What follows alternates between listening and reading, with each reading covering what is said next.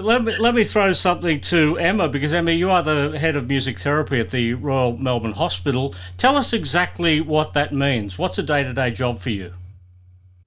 Yeah, so our role is to use music to help people recover and to help people to improve our patients and their families' quality of life. So a lot of people come to us who are, say post-stroke. Okay, they've had a stroke, they can't speak, but they can sing. So we can use singing, because the brain processes musically differently than spoken word. We can use that to help retrain their speech. So we use it in a rehab kind of model. We use it in a comforting model, and that can be, sadly, a lot of our patients come here and they don't make it, particularly in palliative care. My specialty area is working with cancer patients, so I will often know people for a very long time. And what I do there is I use music to kind of journey with them through their treatment, through all the highs and lows, and often we'll play live music as they die at their request. And you can imagine that pretty intense, but also really beautiful in a way to I mean, it's an honor really that someone lets you into that moment, and so do the family. And another thing that I do a lot of, it's my specialty, is I write original songs with the patients about their experiences. And that way they get to express how they're feeling at that given moment in time. Sometimes they're, get me out of here kind of songs. There's quite a few dirty blues that have been written out like that. Then sometimes they're really beautiful, uplifting songs of courage. Sometimes they're really sad songs of goodbye. I've worked recently with a woman, she had breast cancer, she had 2 young kids, she wasn't going to make it. They were only 2 years old, and they were twins, and she wrote 4 songs for them to listen to across their life after she died. So there's this beautiful way of connecting with people, and I'm kind of an enabler in it. Obviously, I'm sitting there and it's all their original lyrics. I help facilitate that process. Then we move to the music. I help to facilitate that. I mean, these people aren't songwriters, but they are by the end of the session, and they're very proud of their songs, and then they share them. If you go on SoundCloud, I've got quite a few up there because we've actually put out 2 CDs, believe it or not, from here as fundraisers, which have done really well, and families love them.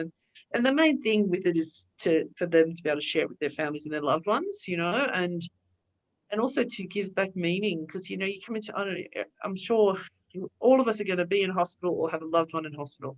And despite how hard we try in hospitals with our care, you still become a patient. One day you're picking your kids up from school, next day you're lying in a hospital bed. So the whole thing is about giving back meaning, but also so they're not just talking about their illness. So instead of, if you've visited someone with cancer, and I'm sure a lot of people have and lost loved ones, I mean, 1 in 3 people's lives are touched by cancer. Instead of them talking about their blood counts and, I'm feeling nauseous, they go, hey, I wrote a song. And the family's like, what? Then they share the song.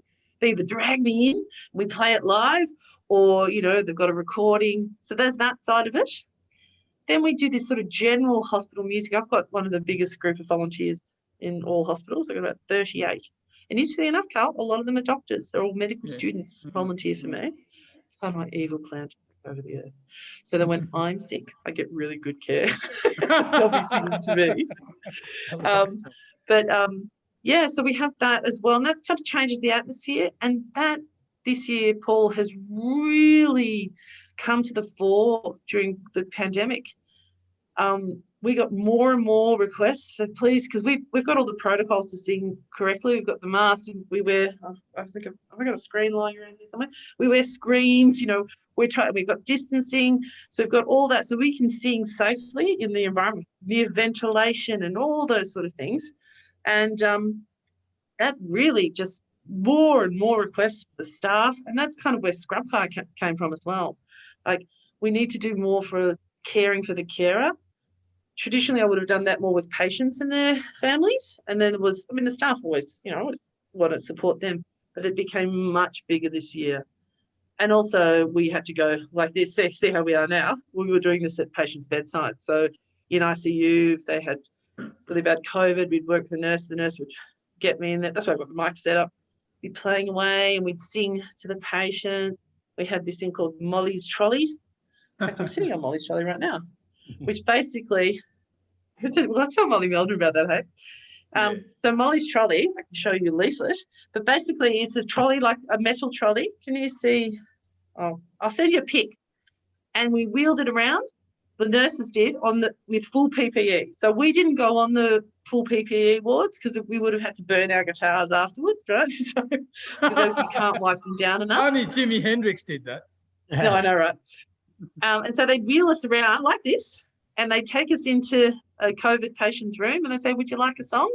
And the patients would go, "Oh, yes, please," and we'd sing through Zoom to them. It was beautiful, beautiful. Well, you've got the Royal Melbourne Hospital Scrub Choir, and there's been a couple of videos. You've done "Count on Me," the Bruno Mars song, and also the Pretenders' "I'll Stand By You," both of which have gone viral. A very strange word to use in the middle of a pandemic, that you're creating something out of a hospital going viral, but, what else can I say? We've been really, really lucky in Australia, so lucky. Melbourne's had the hardest time, we all know that. But we've still been really lucky, but it's still not over for the world. And for our medical colleagues, for us to go, "No, we're done, it just feels really wrong. And I wanted to acknowledge that. And I don't know if you've lost anyone to COVID. Craig Pilkington, the sound engineer, who's the producer that I work with, his mother-in-law died of it a week before we put out "I'll Stand By You." So I wanted to acknowledge that. So that's why, and I wanted to be inclusive, but I also wanted to talk about hope. So we actually talk about, we wish you hope and cheer to lift this year. We're wishing you all the way of finding kindness in the silver lining, the kindness that brings a silver lining, in all these bad times. Because the other side of this year is, again, Carl, I've never met so many gorgeous people. And I mean that from the bottom of my heart. I feel so connected across the hospital, more so than ever, which is huge because I've been here for so long. But also outside the hospital too. It's this kind of weird dichotomy, isn't it? We've been separated and isolated, but so connected. I don't know if you felt that too, but sort of deep relationships that have come out of this pandemic and, will hopefully sustain us. So so I kind of put it all around there. If I could just add to what Emma said, because it just reminded me of a couple of things. I think what's been amazing about what we've all been through in recent times is that we're all three people that are really connected to music. It's all in our DNA.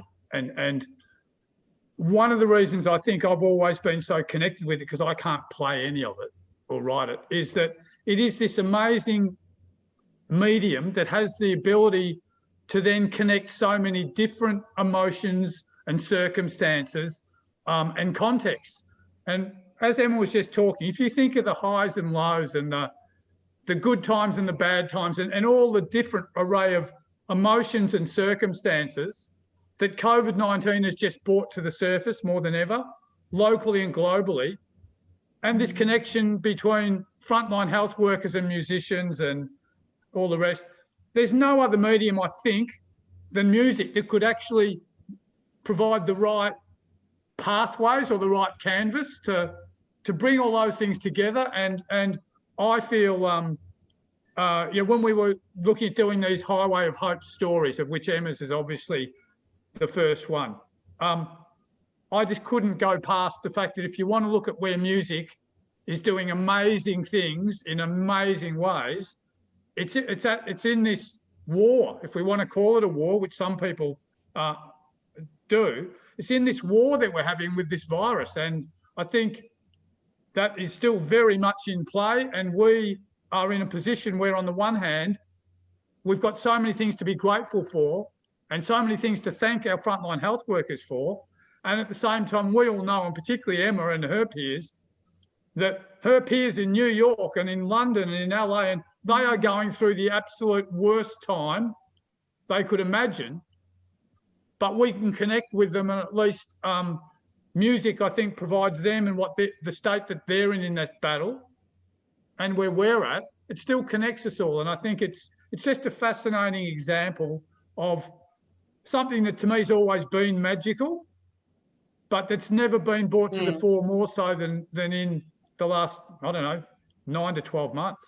The only thing, as I keep saying to Emma, is they've got to stop recording songs that make me cry, because it's very hard to keep a straight face and look serious and sound authoritative when you've got tears running down your cheeks. And I still challenge anyone to watch, particularly I'll Stand By You. That one gets me every time, and I think I've watched it now about 50 times. So it's you. yeah, it's me. So yeah, it's just been one of those really wonderful examples of people and music and community and all these emotions, all this being brought together through the magic of music.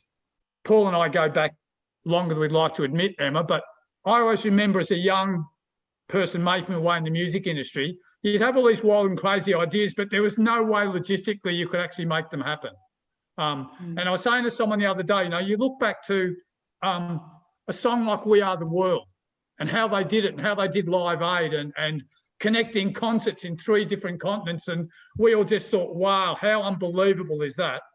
And I look at what Zoom is doing, this interview, but for example, Emma, with what you're saying, and that footage that you capture of so many different RMH people in so many different places, all singing the same song, I think it's a wonderful example to me of how, while I don't understand technology all that well, in this case, it's providing amazing ways to show the human spirit collectively and connecting people wherever they actually may be at that time. And I think that's been a really special part of how the whole world has connected.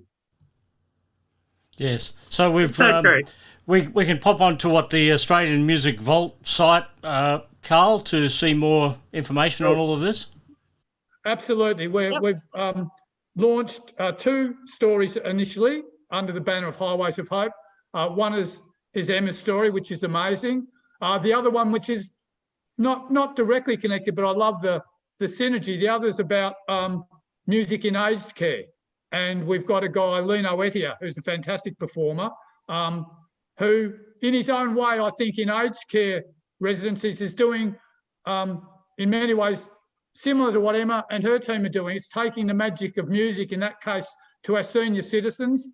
For many of them, and I know because my mum's one of them, it's the highlight of their week when live music comes in and it's performing.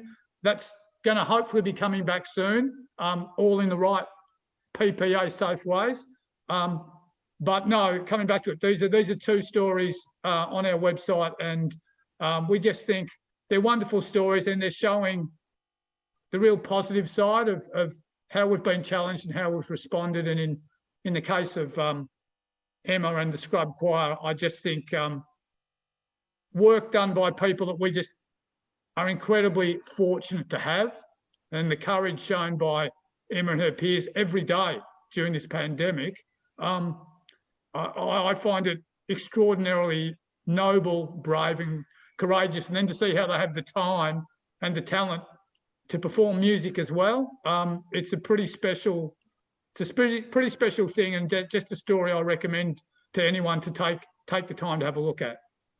Okay, well, Carl, thank you for your time. And Emma, I've got my Medicare card here. Do I just swipe on the way out? Is that how it works? Hey, not that we want anyone to come to the Royal Melbourne, but if you ever do, you just ask me, you get Rolls Royce treatment. That's Hey, and Paul, on a genuine note, mate, thank you so much for the chance to share this sort of story with you, mate. I know it's close to home with you, and we really appreciate it. Pleasure.